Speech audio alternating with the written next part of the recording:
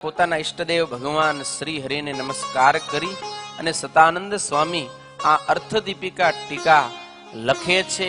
એ કોની કૃપાથી લખે છે દર્શાવતા કહે છે, તસ્ય પ્રસાદાત ક્રિયતે સત્પ્રમાણ વચોન્વિતા સદ્ધર્મ ભક્તિ માશ્રિત્ય શિક્ષાપત્ર્યર્થ દીપિકા.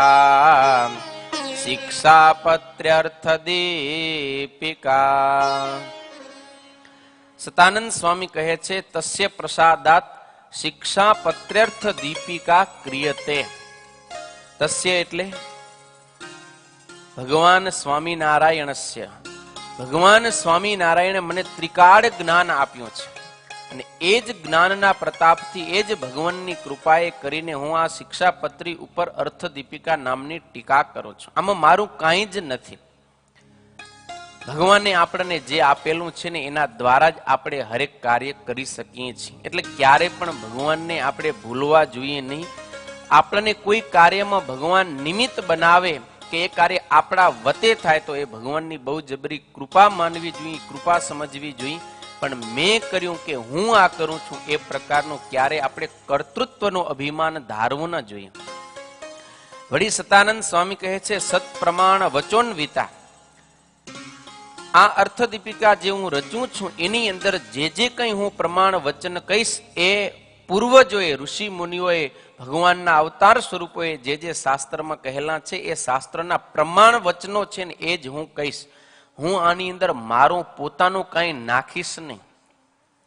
કારણ કે શાસ્ત્ર વિરુદ્ધ આપણી પોતાની કોઈ વાત કહેવાનો કોઈને અધિકાર નથી. જે કંઈ કહેવાય છે એ ભગવાન વ્યાસ ઇત્યાદિક જે ગ્રંથકર્તાઓ, ઋષિ મુનિઓ, સ્મૃતિઓકાર થઈ ગયા છે એમના વચનો એ જ આપણે અહીંયા સંકલન કરી અને પ્રસ્તુત કરવાના હોય છે.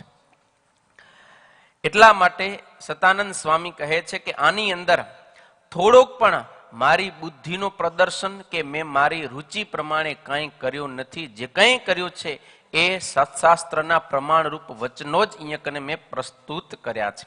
વળી સદ્ધર્મ ભક્તિ માશ્રિત્ય, ધર્મ અને ભક્તિનો આશ્રય કરી અને હું આ ટીકાને લખવાનો પ્રારંભ કરું છું.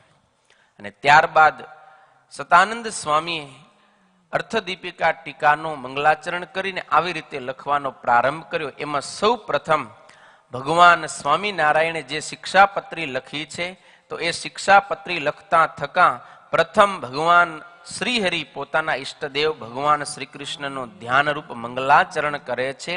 આપણે હવે શિક્ષાપત્રી જે મૂળ ગ્રંથ છે એનો પ્રથમ શ્લોક એની અંદર પ્રવેશ કરી રહ્યા છીએ.